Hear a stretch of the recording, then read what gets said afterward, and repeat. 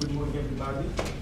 Thank you for choosing this session to attend. It's a session that actually is based on an IOC funded project, the Legit project, and we're going to present you some ideas we have while working on this project and some evidence about the legitimacy of athletes. Now, we have 6 speakers in this session. We will start with my colleague from Immanuel Kant, Baltic University of the Russian Federation, Dmitriy, Bondarev, who will discuss a little bit about the legitimacy of doping control procedures. Then we will proceed with my colleague Dreiskämper from Münster University in Germany. Then we will present about trust in the doping procedures. Then we will proceed with my colleague from Foro, Italico, Luca, Mallia, who will present a theoretical model that we are testing in the project.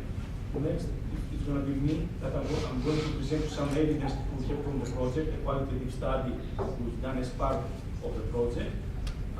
Then we have a colleague from Serbia, the National Antidoping Agency, Professor Dikic, who will present a successful example, and he will describe us how they work in Serbia to make athletes feel more comfortable with the doping system there.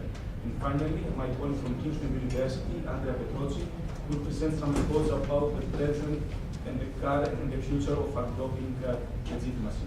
So I don't want to waste more of your time. I would like to invite to the floor my colleague, Vilma. Okay, we have 10 minutes each, so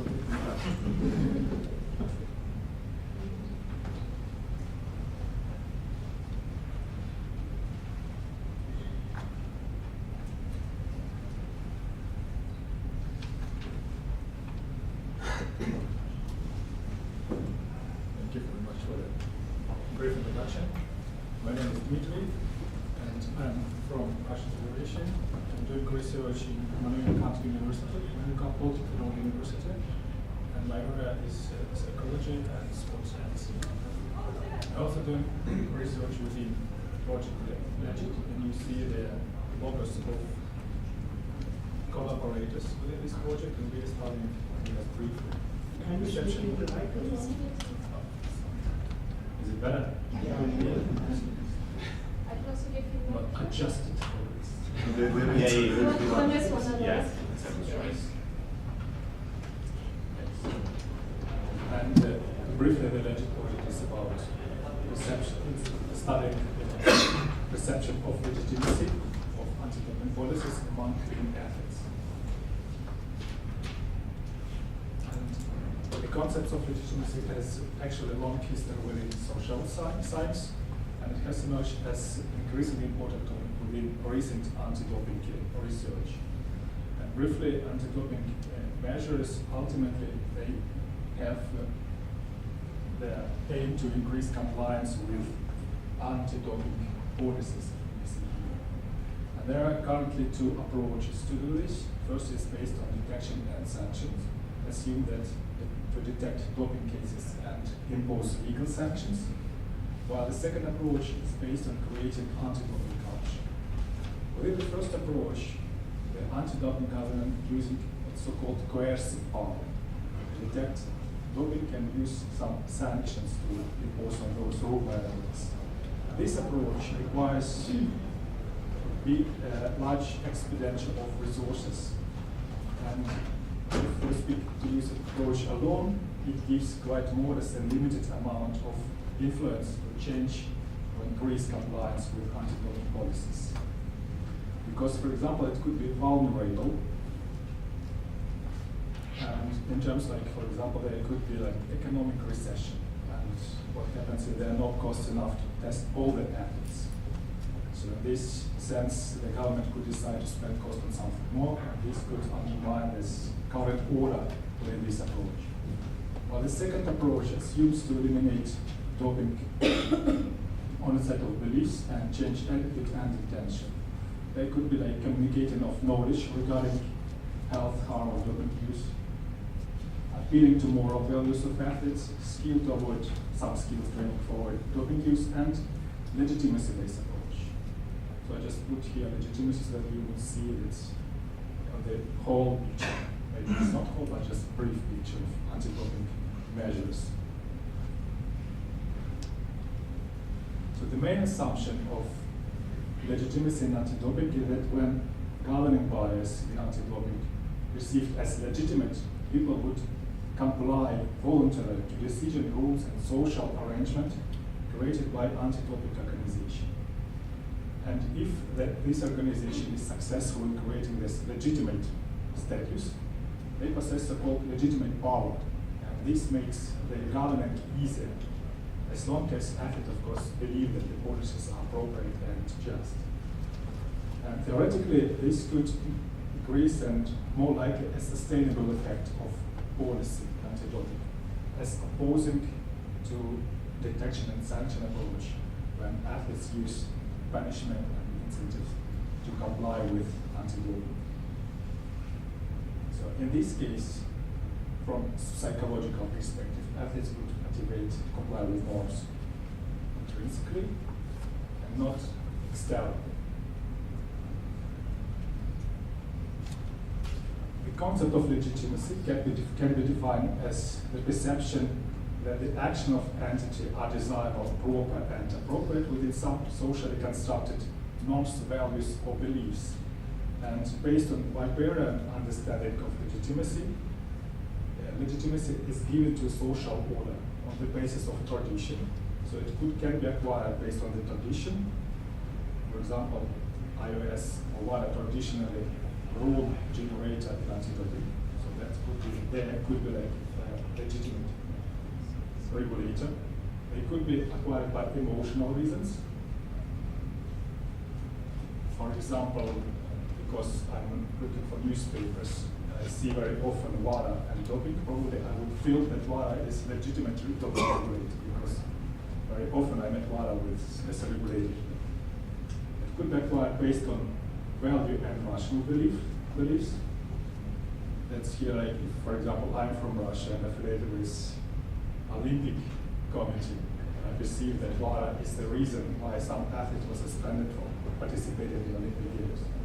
And I could, based on value rational belief, would seek to arguments to undermine WADA legitimacy in their decisions. That's just an example. There are possibly many other ways how to acquire legitimacy in anti-doping, which is not mentioned in this definition. Also, Weber emphasized voluntary agreement and regulation are legitimate because parties have a voluntary agreement upon who are regulator in anti-doping. And in anti-doping, this is essential component of legitimacy, as you may see it later, which I can show in the next slide. Because it's important to know who is appropriate regulator to enforce rules. And therefore, indicators of legitimacy could be first voluntary agreement regarding who is regulator, and feeling that it is the right way to comply with regulation, or that it is desirable, proper, and appropriate regarding those rules.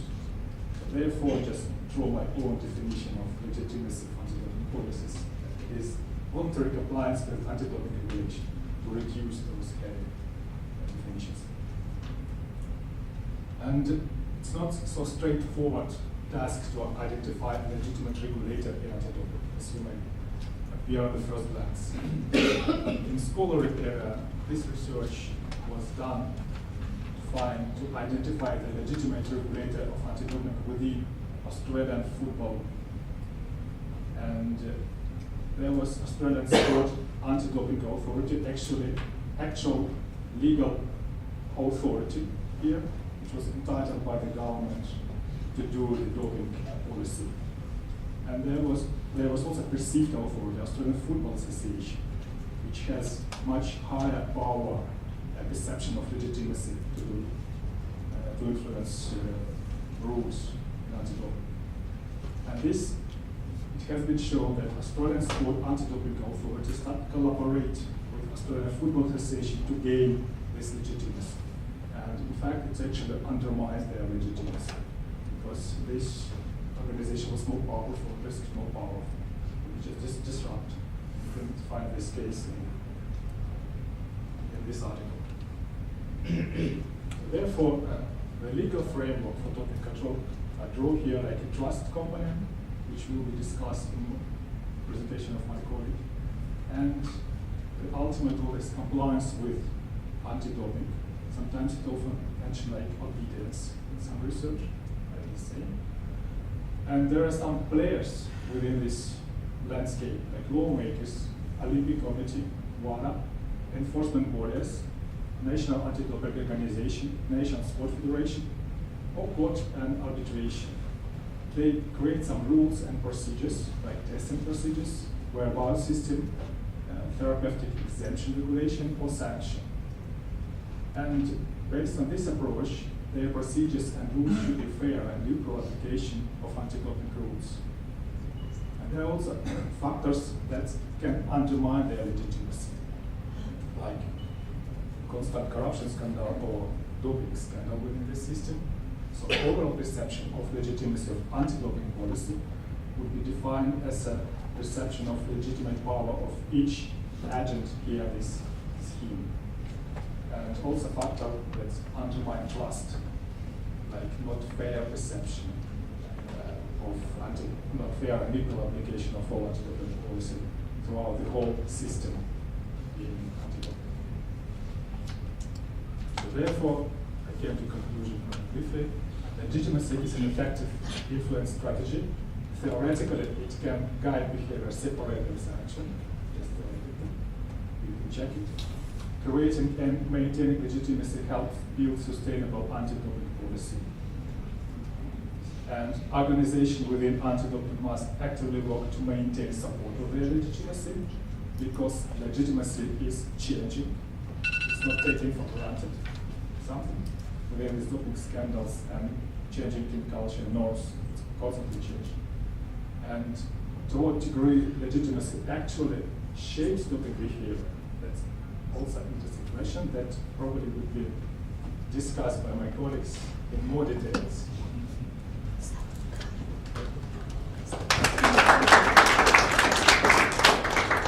Thank you, Dmitriy. I would like to invite on the floor Dreiskämper from Münster University.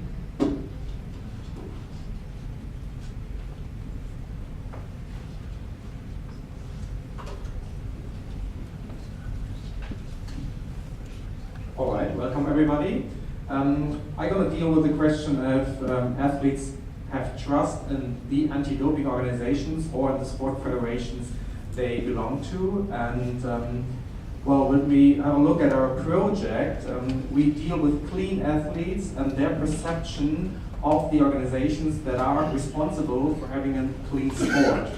And of course, we want to see at the end something like a behavior that shows evidence for an active, clean behavior of every athlete we have. And a lot of research has been done about the attitudes towards anti-doping and other things regarding the serious planned behavior, for instance, or reasons for supporting or not supporting anti-doping. But we believe that issues coming before these intentions are at least two, and these are the perception of the federations in terms of, on the one hand, the legitimacy perception, and on the other hand, the trustworthiness perception. And while Dima already introduced briefly that the perception of legitimacy means more or less that an athlete must see that the fight against doping is proper, appropriate, and just. That federation meant to be trustworthy means that it has the ability to fight doping, that it's benevolent towards clean athletes, and that it is integer, so it shares the same values as the athletes themselves. Why do we think that trust matters? Because athletes are partly in a risk to be vulnerable in terms of that other athletes could be dopers, and therefore they are no longer as competitive as they are. So that means that they do not really know how high the risk is when they do not use any doping substances, but others do, and therefore have an advantage they don't have.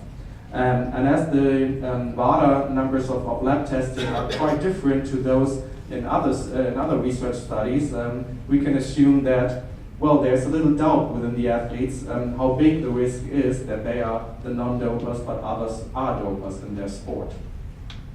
And therefore others already say, and that's quite common, especially in those sports where we had big doping issues in the last years, that Dave Bracewell said that it's hard to trust cycling anymore, or others say, well, we don't trust IAFF on doping, what the athletes would at the moment pronounce a special.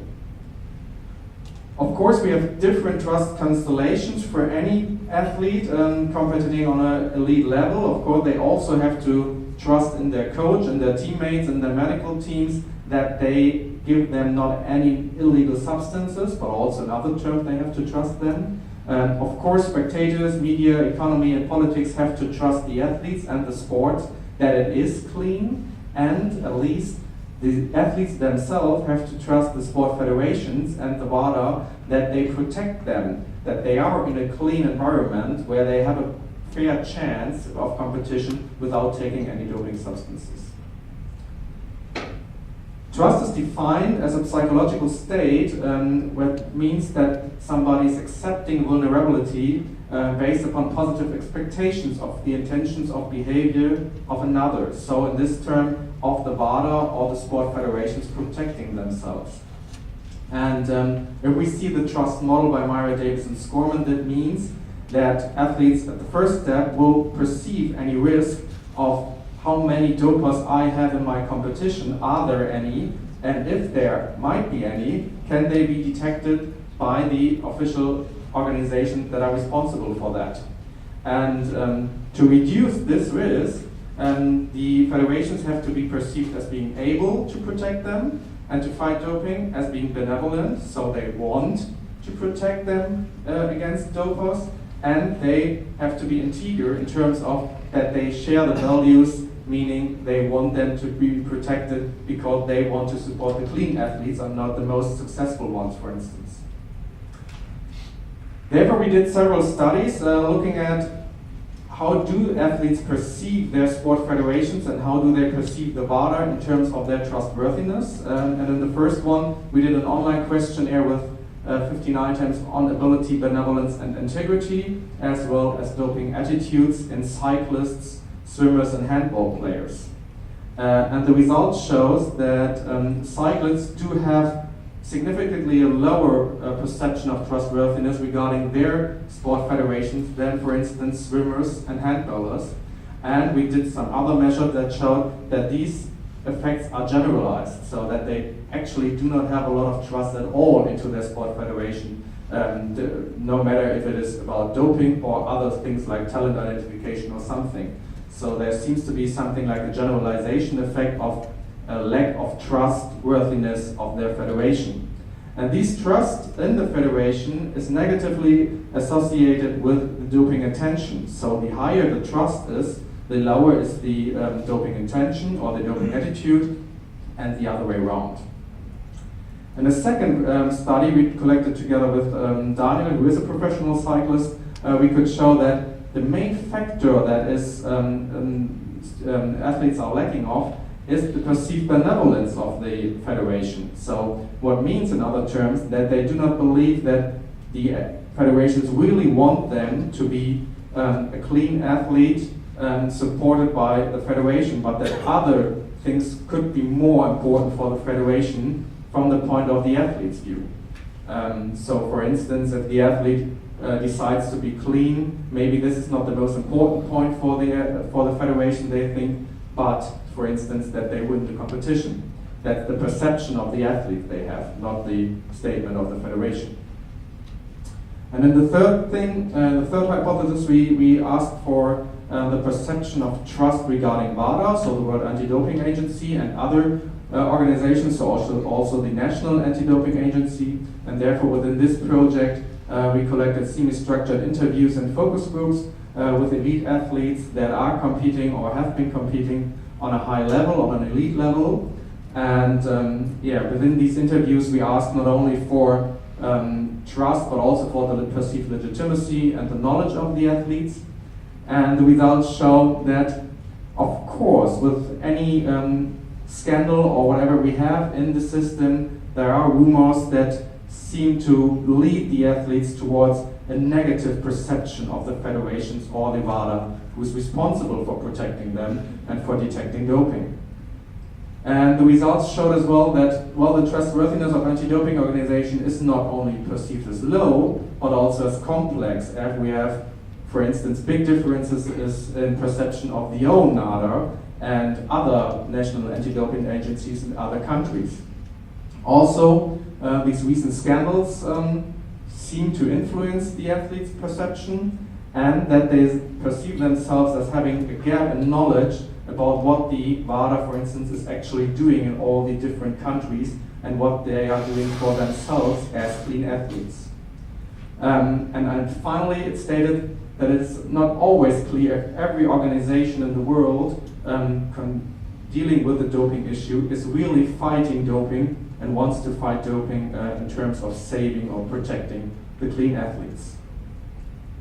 The conclusion is for us that if we want to listen more to the athletes who are involved in the elite sports, trust matters. So that they need to trust the sport federations as well as the WADA, that they do everything for them as clean athletes. And that these trust effects can lead to another behavior of the athletes is the second step we want to investigate. And if they want to be trustworthy and perceived as trustworthy, they have to transparently show that they are able to fight doping, that they want it because they want to be benevolent towards the clean athletes, and that they have the same integrity, the same values in terms of, well, fighting for a clean sport and to be on the same side like the clean athletes. So that is a term of trust in our project. I just want to make some advertisement for beautiful Münster in the big Congress in 2019 and hand over to the next speaker. Thank you. Thank you, Dennis. I'd like to pass the floor to Luca Mallia.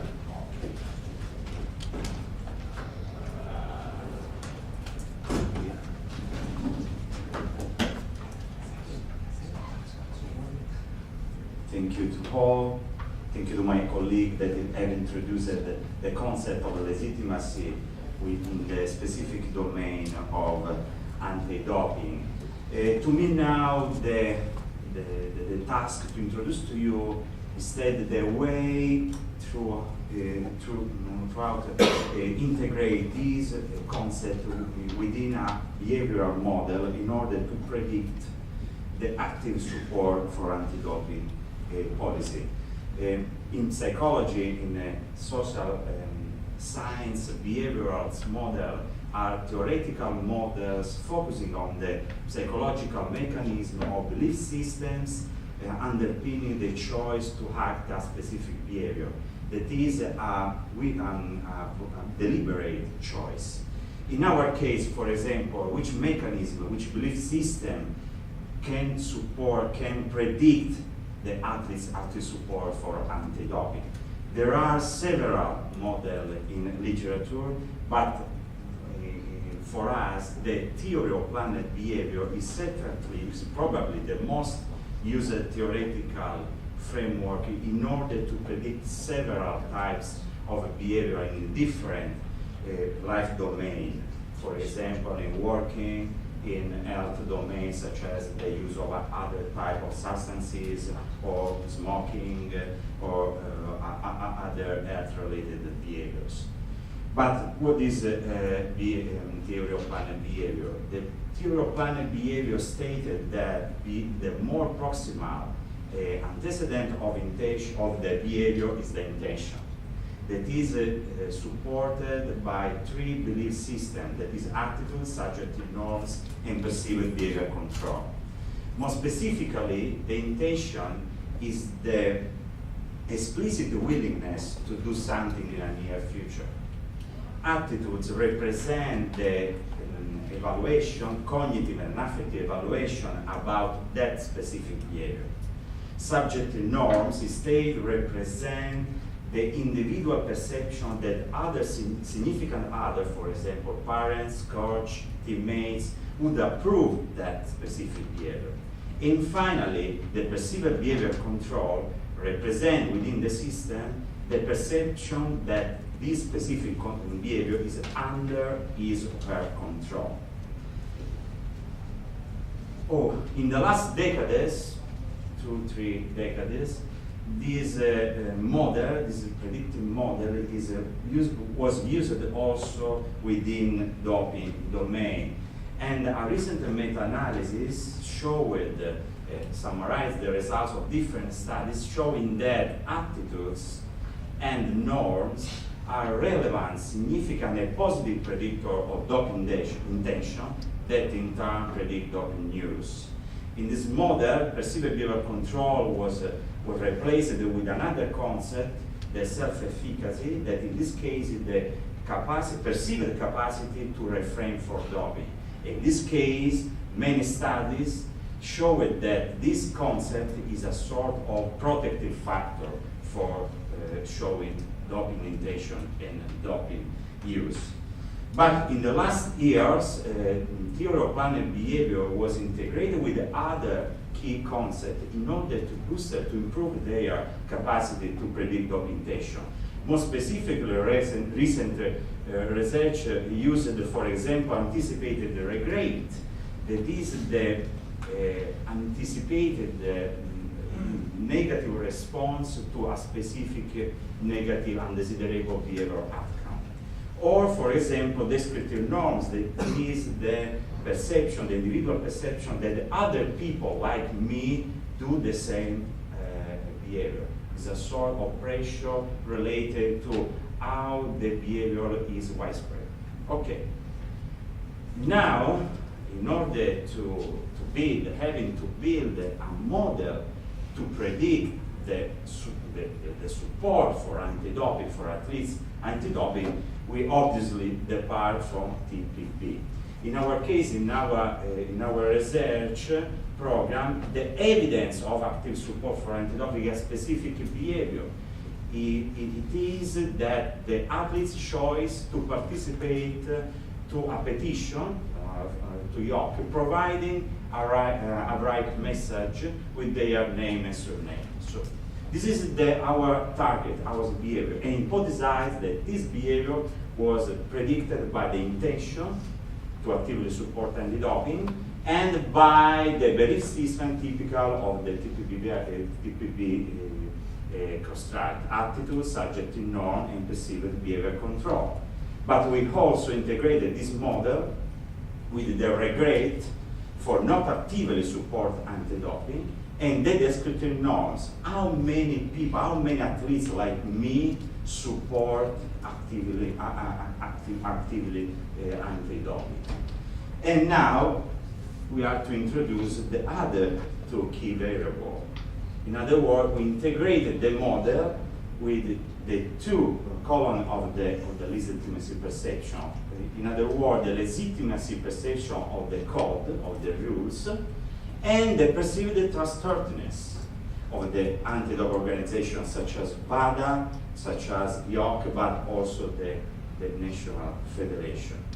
At the moment, we are collecting data in each country of the consortium from about 200 competitive athletes aged 16 years and old, and we have some expectation about the results. The first expectation is obviously that the model will fit well the data, and in all the country, the model will be able to predict actively supporting for anti-doping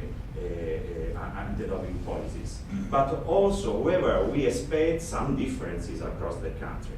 First of all, we expect differences in the mean level of some variables. For example, the athletes could be perceived at a different level of legitimacy or have a different level of attitude toward anti-doping support across the country.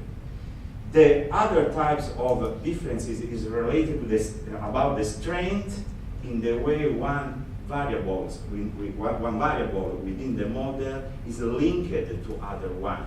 For example, attitude predict in the same strength intention in all the country. This other group of difference could be very interesting.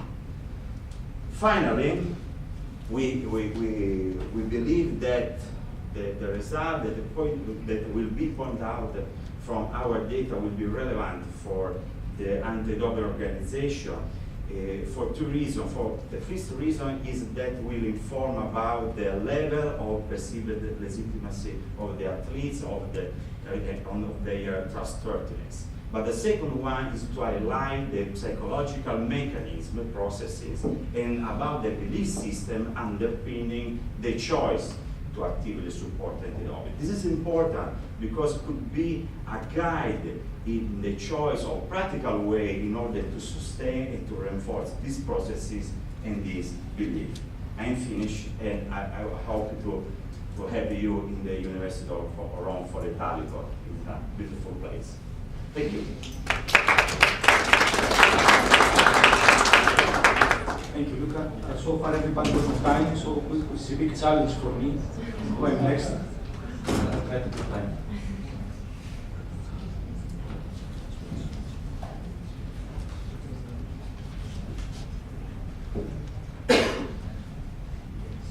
So far, we've seen some theories, we've seen the theoretical approach we used in the project, and now I'm going to present you some evidence we have. And I'm going to present you some evidence from Greece.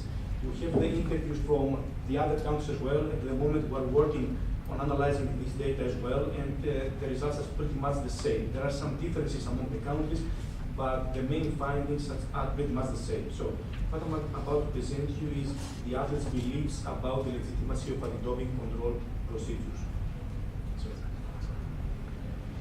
So in the center of antidoping is WADA, which, however, WADA is not an independent organization, is funded and it's controlled somehow from IOC and federations and the government. On the other hand, WADA is not the body that implements all antidoping activities. So for WADA to reach to the athletes, it needs the national antidoping agencies. So it's another complex system. WADA has developed a very strict program to control, for doping control. And the main pillars of this program is a very strict control system that no athlete can refuse doping controls. There is supervision during the control. There are the system of whereabouts for elite athletes and the biological passport. And another important part of this control system is the rule of strict liability. That is, athletes are responsible for every substance that can be found in their body, even if they didn't want to have these substances. So, regardless whether a substance is in your body while you want it to be there or by accident, you are considered doped. It's an important decision for WADA. So, however, although this system seems very robust and this system seems to leave no windows for athletes to escape, there are some issues that have to do with the legitimacy of this system. And one of these is IOC. IOC is very strongly connected with the WADA. However, there is some evidence that it's not an ideal organization. There are several instances of corruption within IOC. Let me remind you the scandal of Lamin Diak, and let me remind you the scandal of Pat Hickey in the Rio Olympics, which gives the impression that IOC is not a very transparent organization, and also since it influences WADA, perhaps there's some conflict of interest. And also, the organizations that implement WADA rules, even if we assume that WADA is transparent, they are not always transparent. Recently, we experienced the scandal with the Russian Antidoping Agency. A few weeks ago, the Paris laboratory lost its accreditation, which means that the organizations that implement WADA rules are not always transparent. And probably this may influence athletes' perceptions about the legitimacy of antidoping control procedures. This initiated a line of research the past 3 or 4 years about how athletes think about the legitimacy of antidoping control procedures. And this evidence showed that competitive amateur athletes generally support a strict doping control system. And they think that the system is legitimate in a global sense. However, when it comes to the implementation of the system, they start having some concerns. They question the legitimacy of the way the rules and principles are enforced in practice, and they think that doping controls in other countries are not transparent. So, although we may think that WADA is a transparent organization, the organizations that are connected with WADA may appear to have some problems with transparency, and this probably influences athletes' perceptions about the legitimacy of antidoping control procedures. So the aim of our study was to further investigate athletes' beliefs about antidoping policies. So we ran a qualitative study in which, at least in Greece, participated 18 elite athletes. We ran 4 focus groups with individual, team sports, and mixed sports. We developed an interview matrix based on past evidence on athletes' perspectives on doping and anti-doping, and theoretical approaches related to the perspectives of legitimacy of regulatory authorities. We asked from an elite athlete to conduct the interviews in order to establish rapport with the participants and ensure higher participation rate. So what we found from the analysis of the interviews, 2 main themes came up. One related to the legitimacy of anti-doping policies, and one about the trustworthiness of these policies. In each theme, there are several sub-themes, 3 in the first and 2 in the second one. So let's see what athletes said in each case. The first sub-theme in the legitimacy of anti-doping control policies was that anti-doping policies can be used as a prevention tool. And in this theme, 2 main thoughts were expressed. One of them was based on the fact that athletes and coaches are responsible to follow the rules. The rules are there, the system is there, so it's my responsibility as an athlete, as a coach, to follow the rules. That actually they talk about personal responsibility. Whereas there was another line of responses saying that, okay, it's not heaven, we're not living in heaven, everything is not ideal, so the sports federations and the sports organizations should implement the rules, and they are responsible to fight doping. Another sub-theme that emerged has to do with the ability of anti-doping policies to protect sport values. And in this theme, athletes suggested that the system doesn't work well, and the system cannot support effectively the sport values. They reported about cases of doping cases. They discussed about how organizations such as NADOS didn't behave well in terms of doping. So in the end, they say that the whole system, the way it is implemented, doesn't protect sports values. And another issue that emerged had to do about the ability of doping policies to restore the image of sport. And again, the beliefs of the athletes was that the system, the way it exists now, cannot restore the image of sport. More specifically, they said that some sports are stigmatized. So if you hear about cycling, you see, okay, everybody is doped because there are many doping controls, many incidents, whereas other sports like football, basketball, volleyball are not considered to be sports with high risk of doping. So the athletes thought that the doping system doesn't restore the image of sports. Rather, it stigmatizes sports. With respect to trustworthiness, two sub-themes emerged. One of them had to do with the equal application of the policies. And again, the beliefs of the athletes were not very positive in this respect. There were 3 different levels of application of the policies. The personal level, where the athletes stated that if they target you, then you have more controls, and this is not fair for you. All athletes will have the same amount of controls and so on. Okay, so they think that the doping policies are not equally applied to all athletes. Also, they thought that the doping policies were not equally applied to all sports. This was linked with the previous theme, that there are sports that there are many athletes are in the whereabouts system, whereas other sports they don't have so many athletes in this system. For example, there are more athletes in athletics, in track and field being the whereabouts system, whereas less athletes in football, although there are many football players in the world as compared to athletics. So they said that the doping policies are not equally applied in the sports. And finally, at the international level, they also think that they trusted the system, they trusted WADA, but not the way that the WADA rules are implemented in other countries. And it was really strange because they also said that in Greece, they don't trust the National Doping Agency because the past 10 years of crisis, it's a, we have money for doping controls. So I'm clean, I'm the best athlete in my sports, and I don't know what's going on with the rest of the athletes. They don't test me, but I'm sure about myself, but I'm can't be sure about the others. So even in Greece, they didn't trust the system, not because of the organization of the NATO, but because of the lack of money to run controls.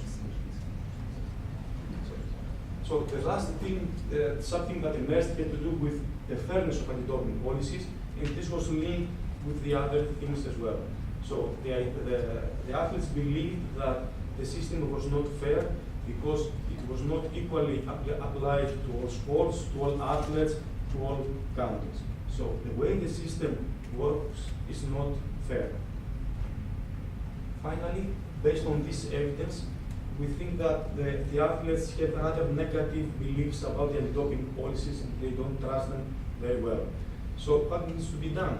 Some thoughts we have about what to do in the future is that sport authorities should further justify the importance of these policies. So athletes need to know why these rules exist and why they need to follow them. And of course, it's important for the sports authorities to minimize inequalities in the application of the anti-doping policies. So all athletes feel secure that in all countries, in all anti-doping agencies, at all levels of sport, the anti-doping policies are treated and implemented the same way. Thank you for your attention.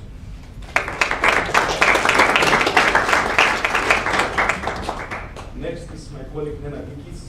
You see that we don't have positive beliefs about the anti-doping system. We have an example in our consortium of the anti-doping agency in Serbia that works pretty well, or really well, and we would like from Nenad to tell us how we did it.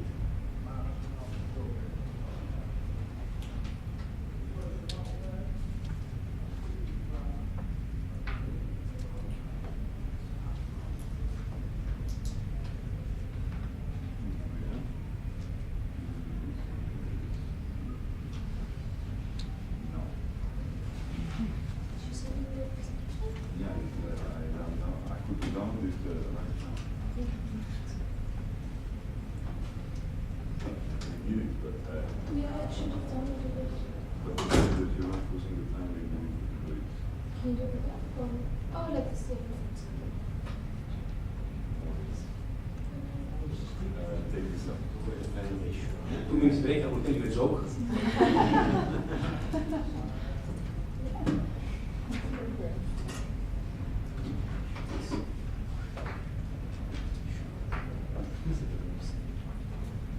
May I ask a quick question just while Nenad is getting set up? In the Greek study, how many athletes did you survey? At what level of sport were they competing? Were they international athletes? Were they RTP athletes? Can you help us with that? There were 18 athletes, and they were being members of the national teams in their sports. So some of them had experience with international competitions. And the athlete who ran the interview was also a former elite athlete, being a member of the national team and competing in the European Championship in practice. Actually, I got the task from Vassilis to speak. This is his question. Can anti-doping organizations establish good relationship with athletes and promote the legitimacy of anti-doping? And the reason for this question is actually the way how we are dealing with the athletes. As you could see here, you could not see all of them, but it is like 300 athletes, and we are especially taking care about our best athletes because we really believe that we need to have be close to them because actually majority of them are Olympic athletes and we expected something from them, and since we are doing that, I think that we need to be, how to say, aware of their problems because actually they understand the politics and everything, but at the same time they have a right to be suspicious regarding many things, and they are. So somehow we developed more or less a very simple way how to approach them. And we are doing that on a regular basis until all these years. In general, we are improving our strategy and approach to them. And I could be more or less grateful to this group in Vassilis, especially because we improved a lot, I would say, our approach to them. And now we are preparing some meetings differently than before. And we are discussing some issues which we didn't discuss before. I will mention what we are doing in general. But then we have, how to say now, more interaction with them, and we are getting some more questions from them. We are more traveling, and finally we have more conclusions about, how to say, they work. In general, we noticed that they are somehow abandoned, that they have coaches, that they have doctors, they have people entourage around them, but those guys are not really helping them. And since they are finally, according to that famous reliability, how to say, alone, they need to be aware of everything in order not to make mistake. And then regarding, how to say, options, how we are dealing with them, I put some slides, on these slides something what we are doing. And in general, of course, as every normal organization, we are starting with our internet internet site. And as you could see here, all those buttons are more or less similar in every country. But I think that we are doing even more, because we have some services which other agencies don't have. Not only they don't have, they don't want to have it. And some of them I will show you during my presentation. Yesterday we finished with sport fair. We have a big sport fair in Belgrade, and of course we use all kinds of social networks, and this picture is just published 9 hours ago. So somehow I think we believe that, how to say, that interactive approach on the platforms which athletes are familiar with is good, and then they are following us more, and they are listening us more. And then we have, how to say, something which is unique, maybe. It's an opinion about supplements. I know that every organization, and I know that some of you have the same thing on your internet site.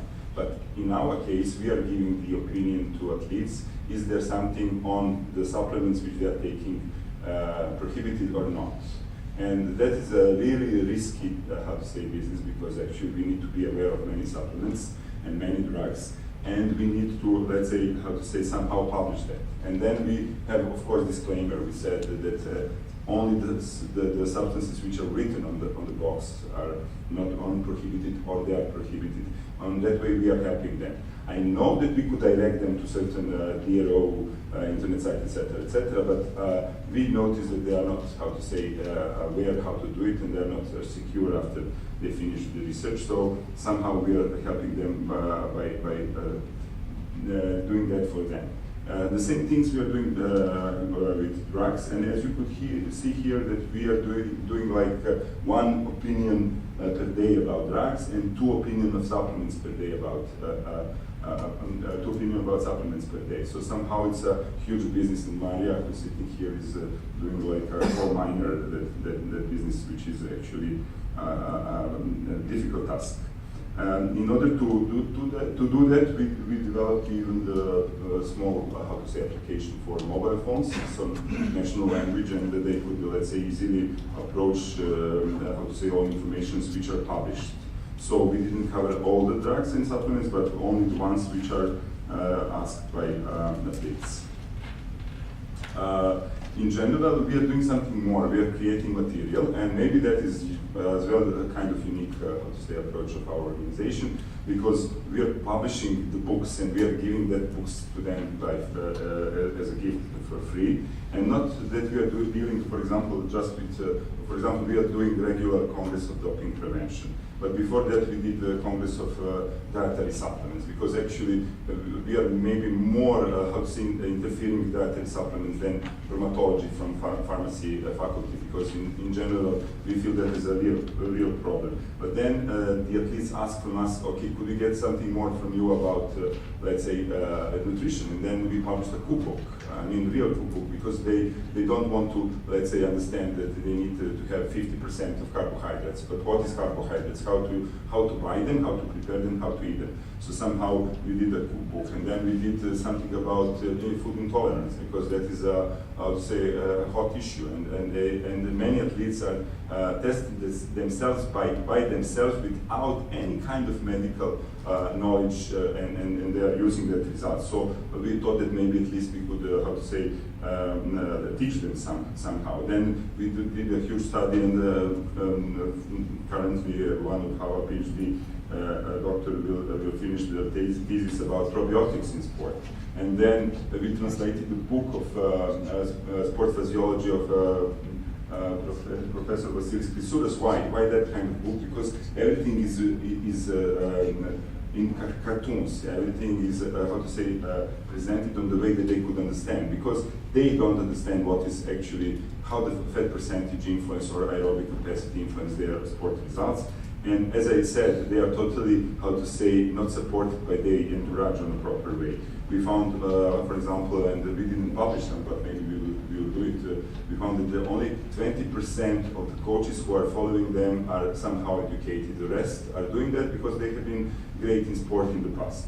And we did nice video material, and this is something which is probably the best of, because actually more than 60,000 people watched that video. We have two, how to say, nice ladies and the world champion in long jump. Finally, we are doing it in average one lecture per week, which is again a big burden because our agency is small. There are just 3 people who are doing something from that medical point of view, not from other businesses which agency has. So somehow we are always gathering a big group of people in order to transfer the knowledge and to support them and help them somehow to, how to say, not to make a mistake. And finally, for the question of Vassilis, yes, we can, in spite. That was the past politics. Thank you, Nenad. Last but not least, it's my colleague from Kingston University, Andrea Petroczi, that will present some thoughts about the present and the future of legitimacy, talking about procedures. In the meantime, a joke. What we typically say, people in the university and the academia, says that we need more education. And the Antidoping agency in Serbia is a very good example of how education can help to build a rapport, to build a very good relationship with the athletes. So it's not only to educate them on what substances to use, when to use nutrition supplements, how to avoid doping substances, but it's the overall interaction with the athletes that, at least in my perspective, is very important in helping lead toward this direction. That was the joke. More jokes.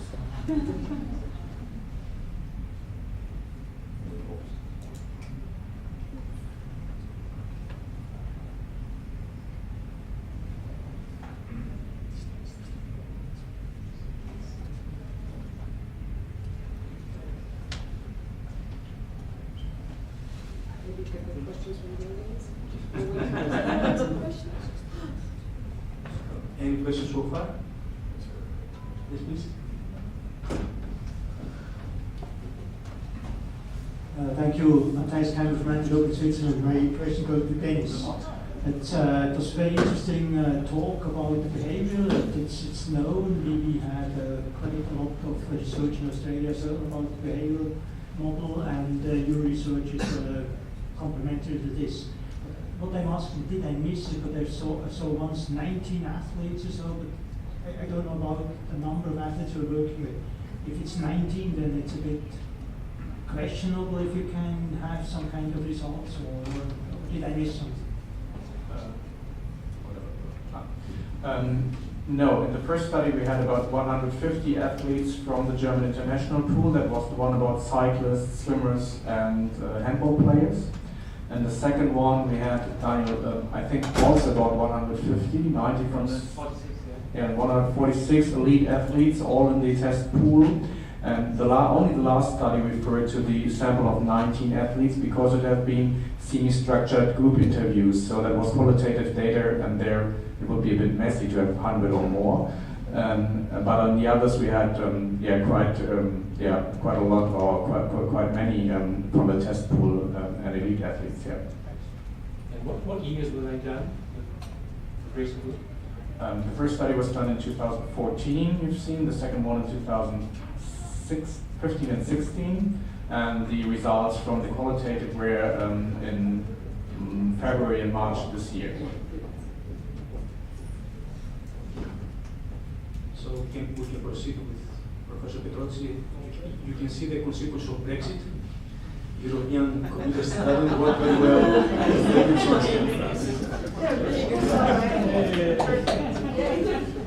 Well, after this introduction, I have to start with I was against Brexit. So I'm suffering from it. The question I got from Vassilis is breakdown or breakthrough and the future of anti-doping. If future of anti-doping means that we will have jobs to do for years and decades to come, the answer is yes. And because of that, I would like to share my presentation and my 10 minutes with my PhD student, because I have a feeling that it's his generation and the next generation and the next after that who will have to deal with anti-doping still. Why do I say that? I see doping, and I have to credit Jason Lesenov, who used the phrase first. Doping is a wicked problem. What do we mean by this? Wicked problems are obviously complex problems, but within complex problems, we all agree, almost every presentation, every article that I've seen in social science said doping is a complex problem. That itself is not necessarily a problem. Building an airplane is a very complex problem, but it's predictable. What makes doping is a wicked problem is because it's complex and unpredictable at the same time. In the literature, some describe wicked problems as pass the parcel, if you're familiar with the game. You keep peeling off the layers. You don't know how many layers you have to peel off until you get the prize, and you don't even know what the prize is going to be like. I see it slightly differently, and probably it's a better metaphor is using the mythological water monster, Hydra, who has many heads, but more importantly, in the later version of the myth, is for every head that chopped off, the monster grows another 2 or 3. This is what we have with doping, I believe. So what characterizes the wicked problems, and it's doping as well, is it's constantly evolving. We are not even understanding or fully understanding the extent of the problem until we try to implement a solution. And that solution brings up another set of problems. So wicked problems tend to be systematic of other problems in sport or in the society. And more importantly, and that's why I said we do have a future, is because there is no definite stopping rule. So usually the problem-solving process stops when we run out of resources. Because of that, I do believe that we are in a constant state of breakdowns, and we try to find a solution for that current one. And then, by the solution, we bring up new and new problems. We actually see that the anti-doping code is actually growing in terms of pages. Partly the problem is the tension between we want to have performance enhancement and we felt the need that we need to control it in some way. And Jake will talk about with a few examples on these breakdowns. But the way we try to do that, at one hand, and it should work in tandem, we try to control drugs on the same, at one hand, and we try to prevent performance-enhancing substance use in sport. What leads to a situation that actually clean sport, as we discussed from the athlete's point of view, is not the same as the codified clean sport. Clean sport, when we talk clean athletes, and we had the same focus group studies in the UK as well, one thing was very apparent, that clean sport and a clean sport athlete identity is a very strong identity. they tend to be on the end that I'm not using anything beyond maintaining my health, because this is how I want to achieve sport performance. But when we're talking about the codified clean sport, it practically means that you cannot take what's on the prohibited list, but anything else is technically fair game, as long as it's not prohibited. The problem with that is we don't really know at that moment how to fit the anti-doping education and prevention on that picture. Are we educating on the hard line? These are the rules, don't break them, then you're fine. Or we try to educate on the clean sport end, the strong identity, which technically we do because we say value-based education is about that. And at the moment, really, we don't know how to deal with the middle problem. So my concluding slide before I hand it over to Jake is yesterday keynote talks, Jens and Travis talking about riding the waves. I actually see that as a quite fitting metaphor because one characteristic is the waves keep coming. So we have to, the best we can do is try to stay on top of them. And we have to accept that the solution we come up with, probably not one clean solution, then we will solve anti-doping or the doping problem once for all. And borrowing or paraphrasing the phrase from Douglas Adams from Hitchhiker's Guide to the Galaxy, at the end we may not have gone where we intended to, but we will end up where we needed to be. So that's how I see the future of anti-doping. But let's see a few examples from Jake.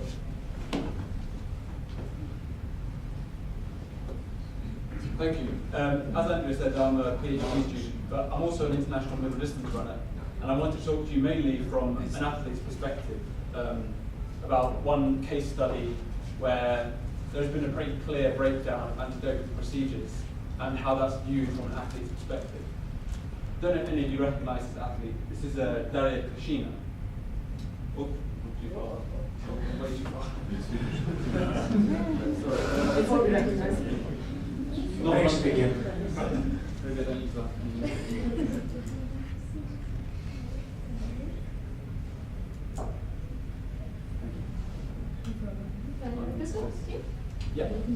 Yeah. So in the media, Daria Kashina was presented as the last woman standing of Russian sport. And this is because after the IAAF banned the Russian Federation, there was a clause in the rule that allowed Russian athletes to compete as neutral athletes should they fulfill this rule 22.1a, which stated that if they were subject to a compliant anti-doping system outside of Russia, they could compete as a neutral athlete. And Daria Kashina lived in the United States and was tested by USADA, and therefore she was deemed eligible to compete as a neutral athlete at the Rio Olympics and was the only Russian track and field athlete at those games. However, on the 10th of August, 1 week before the start of the Olympics, her eligibility was revoked by the IAAF due to new evidence that Richard McLaren gave to the IAAF after his report. Daria Kashina then appealed this act, and her appeal was upheld by the Court of Arbitration for Sport, and she was again deemed eligible to compete 2 days before the start of the Olympics, where she jumped and finished 9th in the Olympic Games. That Court of Arbitration for Sport decision was published, and in it were some very interesting and possibly troubling details. The report contained a sworn affidavit by Professor Richard McLaren, the producer of the 2 parts of the McLaren report. He swore that from his findings he had found one sample with the hallmark scratches which showed the cap of the doping sample had been removed in the case of Daria Kashina, and in that sample was DNA from not only Daria Kashina but another female athlete. So there were 2 athletes' DNAs in 1 urine sample. A second sample was tested in Russia and found to have a testosterone to epitestosterone ratio of 8.5 to 1. Now the threshold set by the World Anti-Doping Agency is a 4 to 1 ratio. Anything above that is a strong indication of exogenous testosterone abuse. And a third sample also had these scratches indicated removal of the cap and tampering of the doping sample. This is all in a published report, made public, available on the internet, anyone to read. Also in this report, the IAAF expert called to give evidence in the CAS case rejected Dmitriy Kushina's explanations for her high levels of testosterone. But ultimately, Dmitriy Kushina was ruled eligible to still compete in the Olympic Games. And that was because the rules set in place by the IAAF was that the athlete had to prove that they were under a compliant system.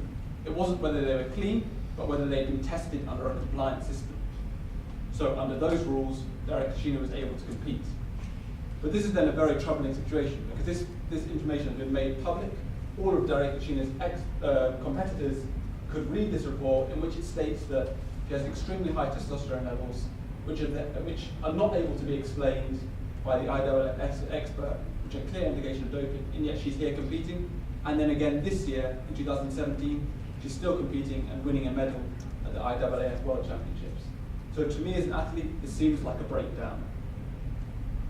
And I think it's these cases when I don't understand why there has been no case brought against this by the IAAF in the intervening year. This is the response from the Russian Olympic Committee President Alexander Zhukov.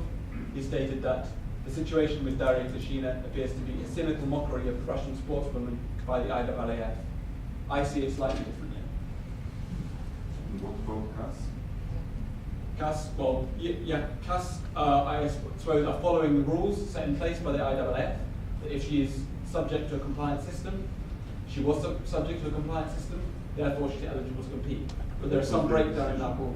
It was their decision. Yeah. And this, I think, is the way I see the situation, similar to how Andrea is saying. WADA is always playing catch-up. There are always new drugs. We're always one step behind. And maybe it takes a paradigm shift. We say, let's not look for individual drugs. Let's use something like the biological passport. It looks for changes in the physiological profile of every athlete so that we can then get ahead of the cheese ones. And again, more of an emphasis on the prevention. Why do athletes don't? Understand that question and address that problem rather than continually trying to chase the new substances, which is always going to be a losing battle. And that's the end of my talk. Thank you.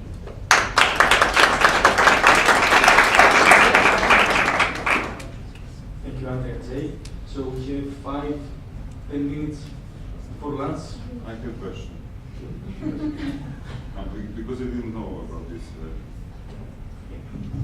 Actually, I'm not sure that the timeline which you presented is correct. The dates, I think was not correct because I was there. So somehow, I think that was one Saturday, one Monday, and one Tuesday. And the Tuesday was the competition. And decision of CAS had been done on Monday. And Dmitriy Kushina was kicked out from the village on Saturday, which is ethically totally not accepted by the way how do you treat any athlete. And in this case, the only one athlete from the Russian team, which was in the United States in one of the best academy and which is tested by, authority, USADA and IAAF as well, etc., etc. So somehow, I think that is not correctly presented. And then, I don't have any objection about her suspicions, but the court of arbitration allowed her to compete, and she's competing. And unfortunately, you are not even right that she won the medals because she was so mentally distracted and psychologically destroyed that he couldn't compete on a high level because they have been treated and mistreated by the system in the way which is not appropriate. Yeah, she did win a medal this year, is what I said. She came ninth in the Olympic Games after that. Questions? Yeah. So, Mike Matthew at Swansea University. Presupposed in the theory of planned behaviour is an understanding that the athletes clearly have a grasp of what constitutes regulated products. But as Andrea's slide showed, there's this kind of grey zone in the middle. And the grey zone for me at the minute is athletes taking medications without a clear pathology. So we have no idea what these substances are going to do when mixed with other polypharmacy and when athletes are under such incredible stress performing at elite levels. So where do you position this idea of the grey zone products in your research, and in particular, Andrea, where do you position it in terms of the athlete's self-understanding of what they're doing? So the question is for me or the theory of planned behavior? I think you have to answer it first and then them. Okay. Can you repeat, because I missed the detail. Okay, we'll start with Andrea then, because she understood. Nice one. What's my personal position in terms of the grey zone? I think it's a slippery slope. And the distinction should be, I have to stand up because I need to see you. I think the distinction should be whether a substance is used for performance enhancing reasons. And this is what I would draw the line. So maintaining health is one thing. Taking minerals and supplements and for that purpose is one thing. The moment we start talking about substances with the intent to enhance performance, from the educational and anti-doping point of view, this is where we have to draw the line. This is what WADA says is the soft line. However, they also admit at the same time that they are having they understand that this is where it should focus on the education. But they have hard enough problem to maintaining the hard line, which is the prohibited substances. There will be no clean solution. Okay, so but what we know the athletes are going to say is, we're not taking it for doping or performance enhancement reasons. We have such punishing training schedules, we're using it merely to maintain normal health. So I don't think the idea of picking out a motivation to cheat is going to do the work for you. No, I did not say that. I fully agree with you. I don't like, particularly I don't like the phrase of motivation to cheat. Any of these substance gives advantage in a sense that it makes me as an athlete better. Let's not deny it, the substance works, many of them. But at the same time, there is no drugs, not to my knowledge, that actually can guarantee that I'm going to win on that particular day. I cannot take it for that reason to guarantee that I will be the best one and the fastest one on that particular Tuesday, 9 o'clock. So motivation to cheat is to me fits more into that category. It's the motivation to do as well as I can. And this is where the identity somehow differs, because some athletes say, I am doing it to make the maximum, or bring the maximum out of, or justify it on, I have a punishing competition schedule, I have a punishing training, I only do that to be able to do that. The other set of athletes, which I said the clean identity, is I take it as a personal challenge, that I can do it and I want to do it without drugs, which has nothing to do with, really, the regulation. This is how they want to do it. They're not compliant because they weren't compliant with the rule. They do it because this is how they choose to do it. How to educate on this is incredibly difficult, and that's why we are in a situation that WADA, if you remember, announced values-based education in 2015. And to date, there is no practical definition of how we're going to do this. So it's one thing to say that yes, value-based education is good, but we really don't know how to do it. Mallia.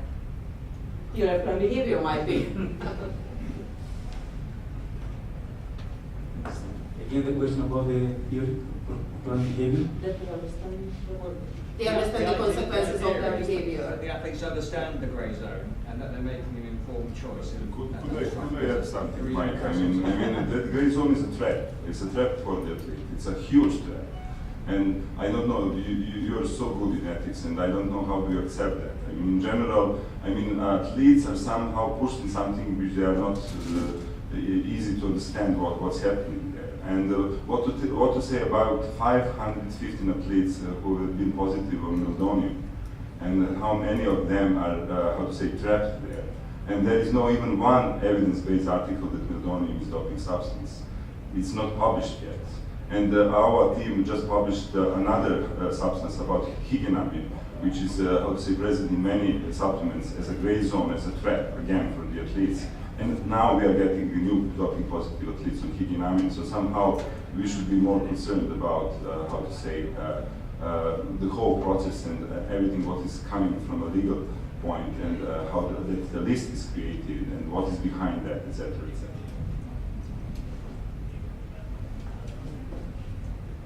Can I just add an interesting point on that? Sorry, Emily Brown from Sports Integrity Initiative. Higienamin is a major ingredient in sweet sop, which is, sweet sop is what Usain Bolt.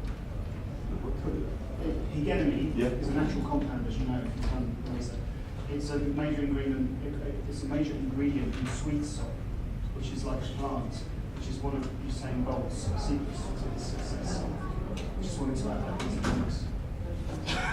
I mean, higienamin is a beta agonist, is in the group beta agonist, and again, there is no article which is proving that it's enhancing performance. That's the one thing. And if you like to speak on the receptor level, I mean, we have very weak, how to say, answer, and we will do now the research about that. I mean, on beta receptors. So somehow, I mean, higienamin is not even declared on so many, how to say, supplements, and by randomly tested supplements in Serbian market, we found boxes where higienamin is in, but there are no, how to say, even how to say, trace on. There is no, there is nothing on the label. So again, it's a trap. So I'm not sure that higienamin should be on the list from the point of sport enhancing performances, and I'm not sure that it's nice that we are treating athletes on that way. That for example, we have now wrestler, which is not Serbia, but I mean the United Wrestling Federation has that case, and it's not easy to solve that case. And when we're speaking about rights of the athletes, we are in very, how to say, dangerous. Yeah, I'm agreeing with you. I'm just saying that I'm pointing out the inequity of it. Other athletes get sanctioned, they're going to make Usain Bolt has already stated. That's what he uses. But Usain Bolt is the greatest athlete, and he can drink whatever he likes. I mean, we are talking. So I will try to answer to the question about the gray areas in the plant behavior theory. I'm not sure I understood well the question, so please correct me. The theory of plant behavior is very specific, behavior-specific model, so it depends on the behavior. If we are talking about doping, which is the use of prohibited substances, then there is no gray zone. I'm going to use testosterone, what the orientation, attitudes, and so on. But if we're talking about performance enhancement in general, then there's a huge gray zone, because substances that today are legal, next year may be legal, and so on. So, with respect to gray zones in plant behavior theory, I think it depends on the behavior we are asking athletes to respond. Did I understand the question? There was one last question.